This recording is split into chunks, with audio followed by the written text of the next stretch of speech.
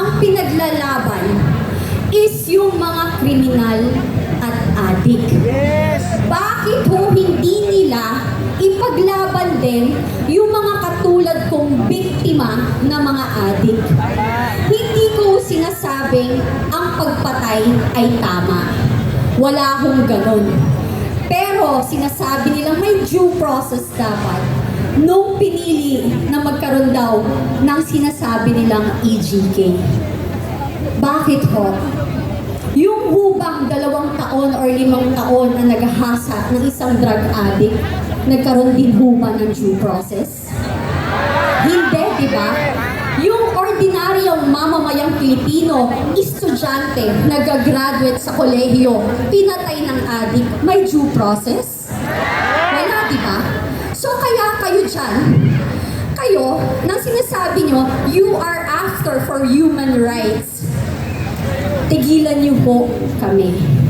Kasi kung human rights, mas binibigyan niyo ng pansin yung mga biktimang bata, kababaihan, at mga biktima ng pinapatay ng mga drug addict at nasirang buhay ng mga drug pusher and dealers. Hindi nanginginig ako kasi pag kayo, alam nyo, kapag kayo po ay biktima, hindi nyo alam saan nanggagaling yung galit. Kasi hindi ko maintindihan bakit mas binibigyan ng pansin nila ang mga kriminal. Eto po yan. Nung naging addict po kayo, yung pamilya nyo, kamag-anak nyo, choice nila yan. Yung nagbenta sila ng droga, choice nila yan. Yung naging drug lords and drug dealers sila, choice din nila yan. Pero yung mga naging biktima ng mga yan, ng drug dealers, ng drug addicts, saka drug pushers, hindi ho nila choice na maging biktima. So please, tigilan nyo kami. If you want, pag-usapan natin ng human rights, mas ipaglaban nyo ang 2 taong ginahasa, 5 taong ginahasa, lolang ginahasa, ang pinatay ng walang kamalay-malay. Yun ang ipaglaban nyo. Yun ang masakit. Kasi pinaglalaban nyo ang kriminal. Kaya pinaglalaban nyo mga walang kwenta. Sorry, hindi ako. Sorry, not sorry. Kasi napaka-peke.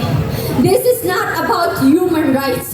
This is a political assassination. Kasi kung kampante kayo at talagang confident kayo na ang liderato nyo ay nasa tama at okay, hindi kayo manggigipit ng tao. Alam nyo, ang naaayon na mabuting leader ay hindi magkukos ng gulo. Ang leader na talagang ang malasakit is sa mamamayang Pilipino ay hindi magbibigay ng pasakit. Yun lang po. Maraming salamat.